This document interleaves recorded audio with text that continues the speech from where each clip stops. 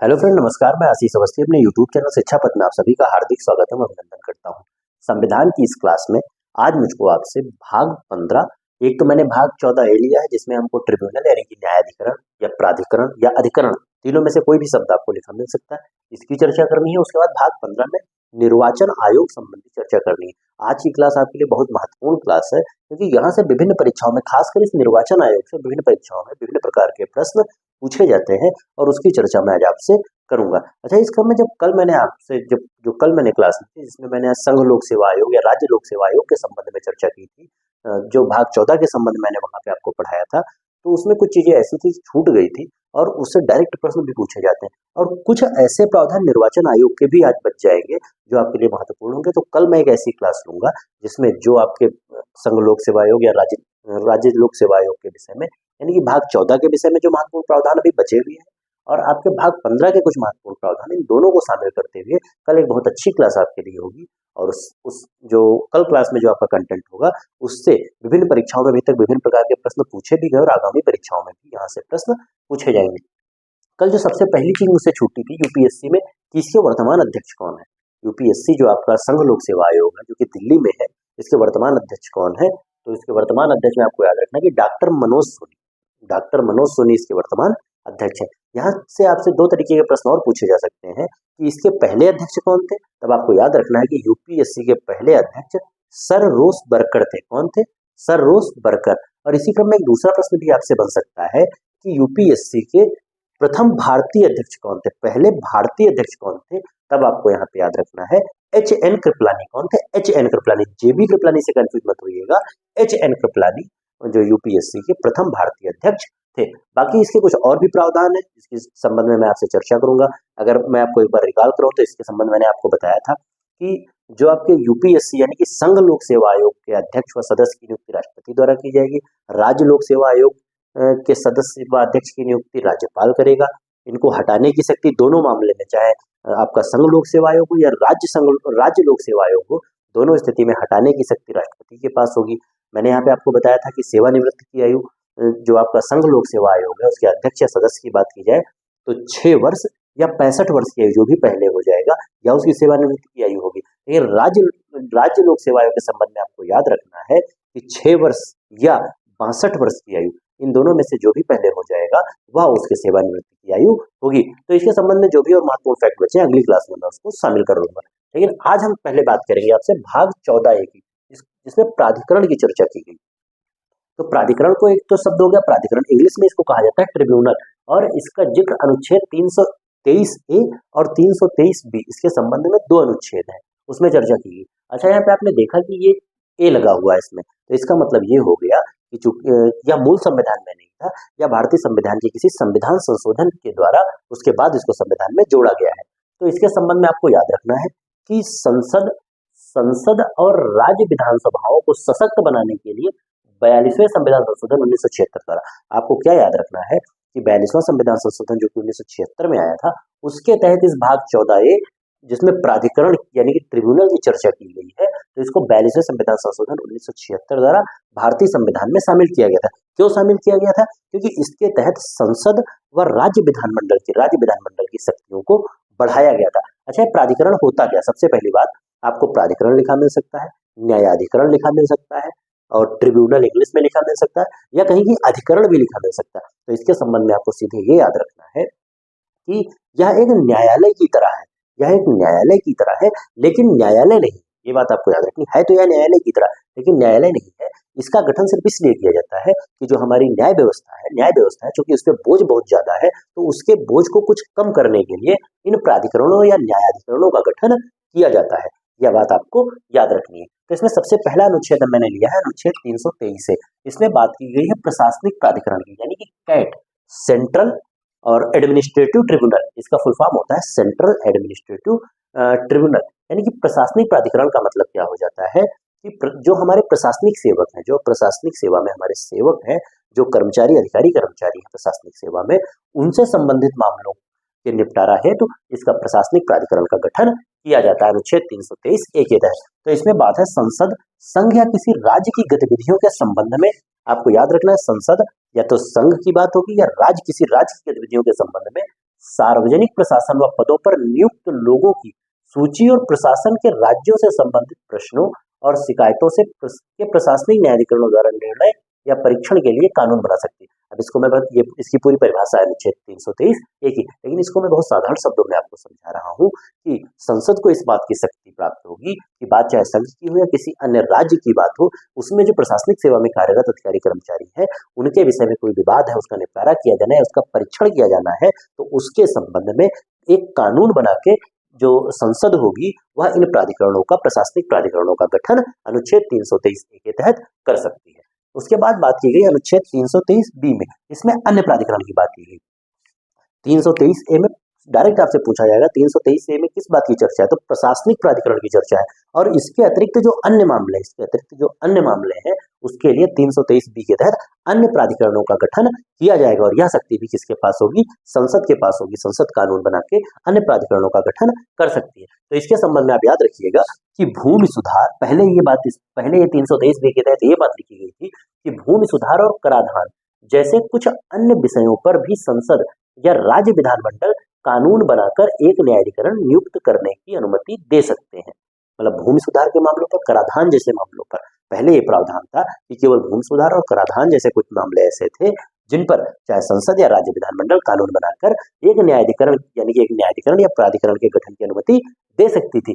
लेकिन आपको याद रखना है कि सन 2010 में सुप्रीम कोर्ट का एक निर्णय आया था और सुप्रीम कोर्ट ने इस बात को स्पष्ट किया था कि केवल भूमि सुधार और कराधान ही नहीं, इस प्रशासनिक प्राधिकरण को छोड़कर अन्य किसी भी मामले पर इस संसद को ऐसा महसूस होता है कि इसके लिए किसी अन्य प्राधिकरण का गठन करना अनिवार्य है, तो वह कानून बनाकर इस मामले में अन्य प्राधिकरण का गठन कर सकती है। जैसे अगर इसके संबंध में अन्य प्राधिकरण के संबंध में मैं आपको बताऊं तो राष्ट्रीय हरित न्यायाधिकरण का गठन संसद द्वारा किया गया पर्यावरण संबंधी मामलों से निपटने के लिए। पर्यावरण संबंधी मामलों को निपटाने के लिए एक न्यायालय की तरह ही इस राष्ट्रीय हरित न्यायाधिकरण का गठन संसद के द्वारा किया गया था। ऋण वसूली न्यायाधिकरण मैंने नीचे लिखा है, वित्तीय संस्थाओं या बैंकों के संबंध में इस न्यायाधिकरण का गठन किया जाता है कि यह ऋण वसूली के संबंधी जो विवाद होते हैं उनका निपटारा ऋण वसूली न्यायाधिकरण के द्वारा किया जाता है। तो इस न्यायाधिकरण के संबंध में न्यायाधिकरण, प्राधिकरण, अधिकरण या ट्रिब्यूनल, इन सभी शब्दों के संबंध में मैंने आपको बहुत स्पष्ट समझा दिया है कि यह न्यायालय की तरह ही कार्य करते हैं, लेकिन ये न्यायालय नहीं होते हैं। ये बात आपको याद रखनी है। और इसका गठन सिर्फ इस बात के लिए किया जाता है कि हमारी न्याय व्यवस्था में चूंकि विभिन्न न्यायालयों पर विभिन्न प्रकार के बहुत ज्यादा बोझ है, उस बोझ को कम करने के लिए इन न्यायाधिकरण या प्राधिकरण का गठन किया जाता है। और इसके गठन की शक्ति किसके पास है, संसद के पास है। अनुच्छेद 323 ए के तहत प्रशासनिक प्राधिकरण का गठन होता है, जिसमें मैंने एक कैट लिखा। कैट की फुल फॉर्म आपसे विभिन्न एग्जाम में आगे पूछी जा सकती है, आप याद रखिएगा। सेंट्रल एडमिनिस्ट्रेटिव ट्रिब्यूनल इसकी फुल फॉर्म होती है। फिर अनुच्छेद 323 बी में मैंने अन्य प्राधिकरणों की चर्चा की है। तो जो भाग 14 ए था उसमें इतना प्रावधान आपके लिए बन सकता था और बहुत आसानी से मैंने आपको समझा दिया है। अब हम भाग 15 जिसमें निर्वाचन आयोग का जिक्र है और जिसका विस्तार अनुच्छेद 324 से 329 तक है। निर्वाचन आयोग का जिक्र यानी कि इलेक्शन कमीशन का जिक्र है भाग 15 में। डायरेक्ट प्रश्न आपसे बनेगा कि भाग 15 में क्या शामिल है, तो निर्वाचन आयोग शामिल है या निर्वाचन आयोग किस भाग में शामिल है, तो भाग 15 में शामिल है। और इसका विस्तार अनुच्छेद 324 से अनुच्छेद 329 तक किया गया है। तो इसके संबंध में क्या याद रखना, जो बेसिक पॉइंट है किसका, कि निर्वाचन आयोग एक स्थायी व स्वतंत्र निकाय है। आपको पहली चीज तो ये याद रखनी है कि जिस भी आयोग को मैंने आपको संविधान के किसी भाग या किसी अनुच्छेद के अंतर्गत पढ़ाया है, तो सबसे पहली बात तो कई एग्जामों में ये प्रश्न बन जाएगा कि निम्नलिखित में से कौन सा आयोग संवैधानिक आयोग नहीं है। तो जिसको मैंने आपको संविधान के तहत पढ़ाया है वह किसी अनुच्छेद किसी भाग के तहत पढ़ाया है, वह सभी संवैधानिक आयोग होंगे। और जो अन्य गैर संवैधानिक आयोग है, जिनकी मतलब भारतीय जो आपकी शासन प्रणाली है उसमें उन आयोगों की भी आवश्यकता है, तो उनका चूंकि संविधान में जिक्र नहीं है, वो किसी विभिन्न अधिनियमों के माध्यम से बनाए गए हैं, तो उनके संबंध में हम अलग चर्चा आपसे करेंगे। लेकिन पहली बात है निर्वाचन आयोग का, जैसे मैंने यहाँ पे जिक्र वित्त आयोग का जिक्र किया था, संघ लोक सेवा आयोग का जिक्र किया, तो इन सबका जिक्र मैंने भारतीय संविधान के विभिन्न भागों, विभिन्न अनुच्छेदों के तहत किया है। तो इसलिए यह क्या हो जाएंगे, यह संवैधानिक निकाय हो जाएंगे। तो निर्वाचन आयोग के संबंध में क्या याद रखना कि यह एक स्थायी व स्वतंत्र निकाय। स्वतंत्र निकाय का मतलब क्या है, यह सरकार के किसी दबाव में नहीं होगा। इसका गठन क्यों किया गया था, भारत के संविधान द्वारा देश में स्वतंत्र और निष्पक्ष चुनाव कराने के उद्देश्य से किया गया था। अभी लाइन पढ़ के मुझको हंसी इस बात पे आ गई कि इसमें लिखा गया कि इसका गठन भारत के संविधान द्वारा देश में स्वतंत्र और निष्पक्ष चुनाव कराने के लिए। अब क्या हो रहा है, वर्तमान परिस्थितियों की तो मैं बात नहीं करूंगा, लेकिन हाँ, जो भी चुनाव में गड़बड़ी हो रही है, हो तो रही है, ये तो कन्फर्म है। लेकिन इसका गठन इसलिए किया गया था कि स्वतंत्र एवं निष्पक्ष चुनाव कराने के उद्देश्य से इसका गठन किया गया था। ये बात आपको याद रखनी। यदि मैं चुनाव आयोग की बात करूं तो इसकी स्थापना 25 जनवरी 1950 को हुई थी। आपको याद रखना, बहुत महत्वपूर्ण ये प्रश्न आपसे बनेगा कि निर्वाचन आयोग की स्थापना, भारतीय निर्वाचन आयोग की स्थापना कब हुई थी? तो 25 जनवरी 1950 को हुई थी। और इसी क्रम में एक बात और याद रखिए, मैं यहाँ पे एडिशनल बात एक बता दे रहा हूँ कि 25 जनवरी को राष्ट्रीय मतदाता दिवस मनाया जाता है। क्योंकि जो आपका निर्वाचन आयोग है, इसकी स्थापना 25 जनवरी 1950 को हुई थी, तो 25 जनवरी को ही राष्ट्रीय मतदाता दिवस के रूप में मनाया जाता है। तो इसमें दो अनुच्छेद महत्वपूर्ण है जिसकी चर्चा मैं आपसे करूंगा। बाकी इसके संबंध में जो विशिष्ट प्रावधान है, जहां से इनमें अनुच्छेदों से प्रश्न तो आपसे नहीं पूछे जाते, लेकिन इसके जो विभिन्न प्रावधानों के संबंध में, क्योंकि महत्वपूर्ण प्रावधान है, उसके संबंध में आपसे प्रश्न विभिन्न परीक्षाओं पे पूछे गए हैं। जैसे अनुच्छेद 324, इसमें क्या बात कही? इसमें दो तीन बातें हैं। एक तो निर्वाचन आयोग आपका चीफ इलेक्शन कमिश्नर यानी कि मुख्य चुनाव आयुक्त, तो मुख्य निर्वाचन आयुक्त प्लस इलेक्शन कमिश्नर यानी कि अन्य जो निर्वाचन आयुक्त होते हैं उनसे मिलकर बनेगा। यदि वर्तमान परिस्थिति की बात की जाए तो इस जो आपका अनुच्छेद 324 है, इसमें पहली बात आप ये याद रखिएगा कि निर्वाचन आयोग का जिक्र है, इसके सदस्य या इसके जो एक मुख्य निर्वाचन आयुक्त होते हैं, दो अन्य निर्वाचन आयुक्त होते हैं, उनकी चर्चा इसी में की गई। इनकी नियुक्ति कौन करता है, इस सबके विषय में मैं आपसे अभी आगे चर्चा करूंगा। तो वर्तमान परिस्थिति की बात की जाए तो वर्तमान में एक आपका मुख्य चुनाव आयुक्त होता है और दो अन्य चुनाव आयुक्त होते हैं। तो इसमें लेकिन हाँ, वर्तमान में तो इतने 1+2, लेकिन पहले क्या था? पहले सिर्फ चीफ इलेक्शन कमिश्नर यानी कि मुख्य, जब ये 25 जनवरी 1950 को बना था तब केवल एक मुख्य चुनाव आयुक्त इसमें होता था। लेकिन 15 अक्टूबर 1989 से राष्ट्रपति द्वारा 15 अक्टूबर 1989 से पहले, आपको याद रखना 25 जनवरी 1950 के बाद और 15 अक्टूबर 1989 से पहले तक इसमें जो है सिर्फ एक ही सदस्य होता था और वही उसका पद था, मुख्य चुनाव आयुक्त। लेकिन 15 अक्टूबर 1989 से राष्ट्रपति द्वारा दो अन्य आपके इलेक्शन कमिश्नर यानी कि दो अन्य निर्वाचन आयुक्तों की नियुक्ति की गई। क्यों की गई? क्योंकि जो आपका चुनाव आयुक्त था उस पे बहुत ज्यादा हो गया था, काम ज्यादा हो गया था, तो काम का बंटवारा 3 लोगों में किया गया। तो उसी क्रम में आपको याद रखना है कि 15 अक्टूबर 1989 में राष्ट्रपति द्वारा दो अन्य चुनाव आयुक्तों की नियुक्ति की गई थी। लेकिन फिर आपको याद रखना है कि 1990 में क्या हुआ? पुनः इन पदों को समाप्त कर दिया गया। 15 अक्टूबर 1989 को उनकी नियुक्ति हुई, लेकिन 1990 में जो दो अन्य चुनाव आयुक्त नियुक्त किए गए थे, इनके पद को पुनः समाप्त कर दिया गया। लेकिन फिर अक्टूबर 1993 पुनः ये बात महसूस हुई कि जब एक सदस्यीय निकाय है तो इस पर बोझ ज्यादा है। उस स्थिति में पुनः एक बार दो अन्य चुनाव आयुक्तों की नियुक्ति का प्रावधान आया अक्टूबर 1993 में। अक्टूबर 1993 पुनः दो चुनाव आयुक्तों को दिनेश गोस्वामी समिति की सिफारिश पर नियुक्ति हुई। ये समिति बहुत महत्वपूर्ण है, यहाँ से प्रश्न आपसे बन सकता है। अगर आपसे ये पूछ लिया जाए कि निर्वाचन आयोग को 3 सदस्यीय निकाय बनाने में सबसे महत्वपूर्ण योगदान किस समिति का है, तब आपको याद रखना है दिनेश गोस्वामी समिति का। दिनेश गोस्वामी समिति की सिफारिश पर अक्टूबर 1993 से पुनः दो अन्य चुनाव आयुक्तों की नियुक्ति का प्रावधान कर दिया गया था। अच्छा, इसकी नियुक्ति के संबंध में याद रखना है कि इसकी नियुक्ति राष्ट्रपति द्वारा की जाती है, चाहे मुख्य चुनाव आयुक्त की बात की जाए या अन्य चुनाव आयुक्त की बात की जाए, तीनों की नियुक्ति कौन करेगा? राष्ट्रपति करेगा। लेकिन अभी इसमें एक प्रावधान मार्च 2023 में किया गया है। मार्च 2023 में सुप्रीम कोर्ट का एक निर्णय आया और उसमें क्या कहा गया कि इसकी जो आपका चुनाव आयुक्त होगा और अन्य जो मुख्य चुनाव आयुक्त होगा और अन्य दो चुनाव आयुक्त होंगे, इनकी नियुक्ति तो राष्ट्रपति करेगा, लेकिन राष्ट्रपति नियुक्ति से पूर्व एक 3 सदस्यीय समिति होगी, उससे सलाह लेगा। एक 3 सदस्यीय समिति होगी, उससे सलाह लेकर राष्ट्रपति नियुक्ति करेगा। अच्छा, इस 3 सदस्यीय समिति में शामिल कौन कौन से सदस्य होंगे? तो एक तो आपका भारत का प्रधानमंत्री शामिल होगा, लोकसभा में विपक्ष का नेता शामिल होगा और साथ साथ चीफ जस्टिस ऑफ इंडिया यानी कि भारत का मुख्य न्यायाधीश इस समिति में शामिल होगा। तो आपको याद रखना कि नियुक्ति राष्ट्रपति द्वारा की जाती है, लेकिन मार्च 2023 में सुप्रीम कोर्ट का निर्णय आया कि नियुक्ति राष्ट्रपति करेगा, लेकिन वह सलाह लेगा किससे? 3 सदस्यीय समिति से, जिसमें प्रधानमंत्री, लोकसभा में विपक्षी नेता और भारत का मुख्य न्यायाधीश उस समिति में शामिल होगा। मेरे हिसाब से आप समझ गए होंगे। फिर बात की जाए कार्यकाल की, इसका जिक्र भी अनुच्छेद 324 के तहत है। कार्यकाल के संबंध में आपको याद रखना है कि 6 वर्ष या 65 वर्ष की आयु, तीनों के संबंध में, चाहे मुख्य चुनाव आयुक्त की बात की जाए या अन्य चुनाव आयुक्तों की बात की जाए, तीनों के संबंध में आपको ये याद रखना है कि इनका कार्यकाल 6 वर्ष या 65 वर्ष की आयु जो भी पहले पूरी हो जाएगी वही इनका कार्यकाल माना जाएगा। फिर अनुच्छेद 326, अनुच्छेद 326 से पढ़ने से पहले इसके संबंध में एक बात और, इसके वेतन और भत्तों के संबंध में आप याद रखिएगा कि चाहे मुख्य चुनाव आयुक्त हो या अन्य चुनाव आयुक्त हो, इनके वेतन भत्ते। और एक बात और याद रखिएगा, बहुत महत्वपूर्ण बात है कि मुख्य चुनाव आयुक्त और चाहे अन्य चुनाव आयुक्त, इन तीनों के पास समान अधिकार होते हैं, इन तीनों के पास समान अधिकार होते हैं।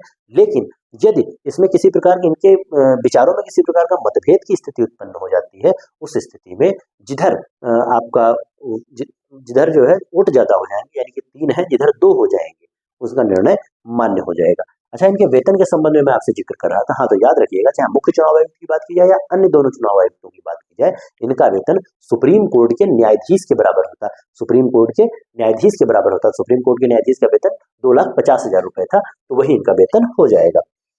फिर अनुच्छेद 326 में आपको याद रखना वयस्क मताधिकार।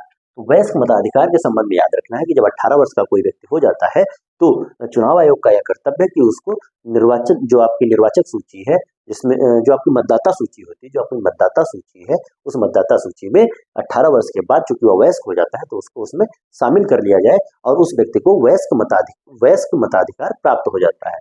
ठीक, तो वयस्क मताधिकार का मतलब क्या हो गया, आपको याद रखना कि जब जो व्यक्ति जिसके पास वयस 18 वर्ष की आयु पूरी कर चुका है, यानी कि वयस्क हो चुका है और मतदाता सूची में उसका नाम शामिल हो गया है, तो वह किसी भी चुनाव में वोट देने के लिए अधिकृत हो जाता है। तो अनुच्छेद 326 में वयस्क मताधिकार की बात की गई है।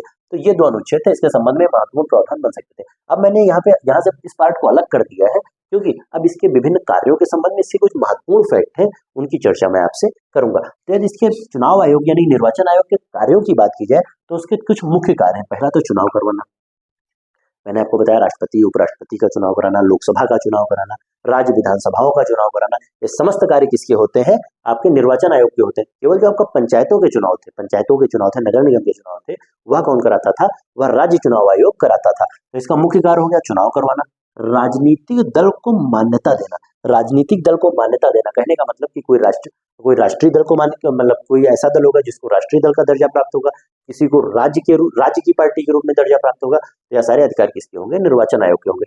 चुनाव चिन्ह का आवंटन करना, विभिन्न पार्टियों को चुनाव चिन्ह का आवंटन कौन करता है, ये आपका निर्वाचन आयोग करता है। और आचार संहिता लागू करना, जैसे वर्तमान में आचार संहिता लागू है, तो यह कार्य किसका होगा, यह कार्य निर्वाचन आयोग का होता है। तो इसके कुछ मुख्य कार्य थे जो मैंने आपको बता दिए। अच्छा, यहाँ पे मैंने लिया, चूंकि यहाँ पे आया था राजनीतिक दल को मान्यता देना, तो अभी कुछ दिन पहले 3 राजनीतिक दलों की मान्यता को समाप्त किया गया था और इसमें आम आदमी पार्टी को साथ में इसमें जोड़ दिया गया था। तो ये आपके लिए महत्वपूर्ण बन गया है, इसलिए मैंने वर्तमान में जो राष्ट्रीय पार्टियां जिनको राष्ट्रीय दल का दर्जा प्राप्त है उसकी चर्चा में उनको यहाँ पे मैंने शामिल कर लिया, उसको मैं आपको बताए दे रहा हूँ। और चूंकि चुनाव का समय है तो हो सकता है आगे वाली परीक्षा में यहाँ से प्रश्न बन जाए। तो वर्तमान में राष्ट्रीय पार्टी कितनी है, 6 है। कितनी है वर्तमान में राष्ट्रीय पार्टी? 6 है। इसमें आपको याद रखनी, सबसे पहले मैंने कांग्रेस ली, तो कांग्रेस राष्ट्रीय पार्टी, इसकी स्थापना 1885 में हुई थी। कब हुई थी? 1885 में। किसके द्वारा हुई थी? एओ ह्यूम के द्वारा, एओ ह्यूम के द्वारा। अच्छा, इसके संबंध में एक बात और याद रखनी, इससे प्रश्न तो नहीं बनेगा क्योंकि ये सब जानते हैं कि कांग्रेस का चुनाव निशान क्या है, हाथ का पंजा।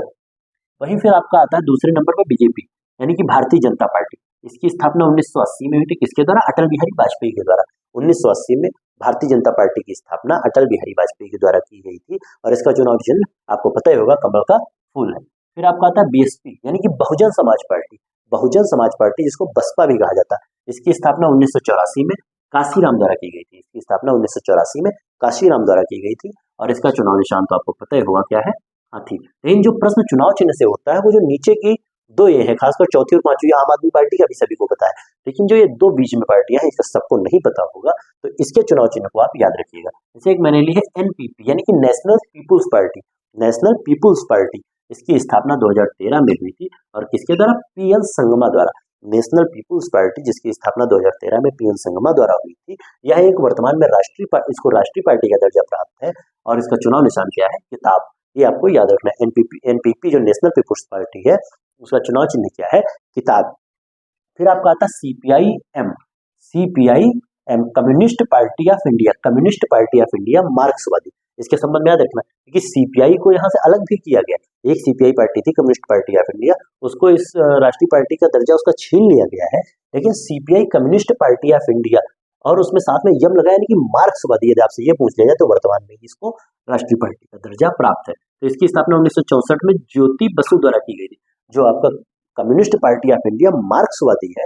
इसकी स्थापना 1964 में ज्योति बसु द्वारा की गई थी और इसका चुनाव निशान लंबा चौड़ा है, हंसिया, हथौड़ा और सितारा।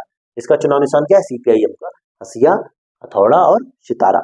उसके बाद छठी पार्टी है आम आदमी पार्टी। 2012 में इसकी स्थापना अरविंद केजरीवाल के द्वारा हुई थी। आम आदमी पार्टी, जिसको अभी वर्तमान में राष्ट्रीय पार्टी का दर्जा प्राप्त है, इसकी स्थापना 2012 में अरविंद केजरीवाल के द्वारा की गई थी और इसका चुनाव चिन्ह तो आपको पता ही होगा, झाड़ू। क्या है? झाड़ू। तो इसमें मैंने आपको बताया कि एनपीपी और सीपीआईएम दो महत्वपूर्ण है आपके लिए। एनपीपी का चुनाव निशान किताब है और सीपीआई का चुनाव निशान हंसिया, हथौड़ा और सितार है। क्या है? सितारा है। तो इन चुनाव चिन्ह को आपको याद रखना, खासकर इन दो को याद रखना, बाकी चार के तो आपको याद ही होंगे। फिर आपको याद रखना, ये पूछा जा सकता है, चूंकि करंट का यह मुद्दा है और चुनावी माहौल चल रहा है, तो प्रश्न बन सकता है कि तृणमूल कांग्रेस, राष्ट्रवादी कांग्रेस पार्टी और सीपीआई, तृणमूल कांग्रेस, राष्ट्रवादी कांग्रेस पार्टी और सीपीआई, ये तीन ऐसी पार्टियां थी जिनको अभी राष्ट्रीय पार्टी का दर्जा प्राप्त था, लेकिन जब इस आम आदमी पार्टी और सीपीआईएम को शामिल किया गया है, तब इन तीन पार्टियों को वहां से राष्ट्रीय पार्टी का दर्जा छीन लिया गया है। तो आपको इन तीनों पार्टियों को याद रखना है और यहाँ से प्रश्न बन सकता है। फिर एक नोट मैंने यहाँ पे लिया है कि किसी दल को आखिर राष्ट्रीय पार्टी बनाने का, राष्ट्रीय पार्टी दर्जा देने का आधार क्या होता है, तो उसके संबंध में आपको याद रखना है, किसी दल को 4 अलग अलग राज्यों में लोकसभा या विधानसभा चुनाव में कम से कम 6% वोट और लोकसभा में कम से कम 4 सीटें हासिल करनी। किसी दल को राष्ट्रीय पार्टी का दर्जा तब प्राप्त होगा कि वह 4 अलग अलग राज्यों में लोकसभा चुनाव या विधानसभा चुनाव में उसको कम से कम कुल वोट का 6% वोट प्राप्त होना चाहिए और साथ ही साथ लोकसभा में कम से कम 4 सीटें हासिल की हो। उस स्थिति में उसको राष्ट्रीय पार्टी का दर्जा दिया जा सकता है। पार्टी को 4 राज्यों में राज्य पार्टी का दर्जा प्राप्त हो, यह भी एक स्थिति है कि किसी पार्टी को 4 राज्यों में राज्य पार्टी यानी कि क्षेत्रीय पार्टी का दर्जा प्राप्त है 4 राज्यों में, तब उसको राष्ट्रीय पार्टी का दर्जा दिया जा सकता है। और यह कार्य किसकी या जिम्मेदारी किसकी होगी? निर्वाचन आयोग का। अधिकार शक्ति किसके पास होगी? या निर्वाचन आयोग के पास। फिर इसके कुछ फैक्चुअल इंफॉर्मेशन है इसके संबंध में, जहां से प्रश्न पूछा जाता है कि आखिर पहले मुख्य चुनाव आयुक्त कौन थे? निर्वाचन आयोग के भारत के पहले मुख्य चुनाव आयुक्त कौन थे? तो सुकुमार सेन थे। कौन थे? सुकुमार सेन। इसी क्रम में एक प्रश्न आपसे और पूछा जाएगा कि भारत की पहली महिला मुख्य चुनाव आयुक्त कौन थी? तो फिर रमा देवी। कौन थी? रमा देवी। अगर वर्तमान मुख्य चुनाव आयुक्त की बात की जाए जो कि 25वें क्रम के हैं, तो है राजीव कुमार। बहुत महत्वपूर्ण है, विवाद में थोड़ा रहा है इस समय निर्वाचन आयोग, तो इसके संबंध में आपको याद रखना है कि वर्तमान में जो कि राजीव कुमार मुख्य चुनाव आयुक्त है, वह किस क्रम के चुनाव आयुक्त है? 25वें क्रम के चुनाव आयुक्त हैं। फिर आपके 2 अन्य चुनाव आयुक्त समय कौन है? ज्ञानेश कुमार और सुखबीर सिंह। आपको याद रखना है कि पहले तो अनूप चंद पांडे थे और एक और कोई थे, 2 लोग थे। तो इसमें अनूप चंद पांडे ने इस्तीफा दे दिया था और फरवरी में जो आपके दूसरे वाले थे, मेरे दिमाग से नाम उनका स्लिप हो रहा है, तो उनका जो है रिटायरमेंट हो गया था। तो इस स्थिति में केवल एक आपके जो राजीव कुमार है या मुख्य चुनाव आयुक्त के रूप में निर्वाचन आयोग में बचे थे। लेकिन उसके बाद क्या हुआ है कि 2 अन्य चुनाव आयुक्त, एक ज्ञानेश कुमार और एक सुखबीर सिंह की नियुक्ति कर दी गई है। तो वर्तमान में 3 लोग आपके इस निर्वाचन आयोग में कार्यरत है। तो मेरे हिसाब से आपके निर्वाचन आयोग के संबंध में महत्वपूर्ण फैक्ट जो थे वो मैंने यहाँ पे शामिल कर लिए हैं। अब एक जो पार्ट इसका बचा है, इसमें हमको ईवीएम, वीवीपैट, इसके संबंध में कुछ महत्वपूर्ण की ईवीएम का प्रयोग कब किया गया, क्या क्या इसका आधार है, उसके संबंध में चर्चा करनी है।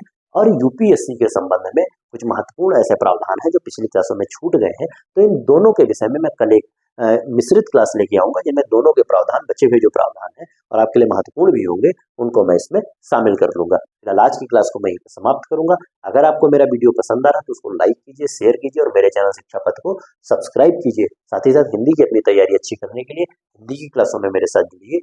और उसके अतिरिक्त जो संविधान संशोधन की श्रृंखला 60 वीडियोज के माध्यम से मैं चला रहा हूँ, उसमें जाके आप विभिन्न संविधान संशोधनों को बहुत आसानी से याद कर सकते हैं। और संविधान संशोधन जो कि वहाँ पूर्ण होने वाले हैं, इसके बाद भी कुछ ऐसी जानकारियां मैं आपके लिए नई लेके आऊंगा जो आपकी परीक्षाओं के लिए बहुत महत्वपूर्ण साबित होंगी। बहुत बहुत धन्यवाद। नमस्कार।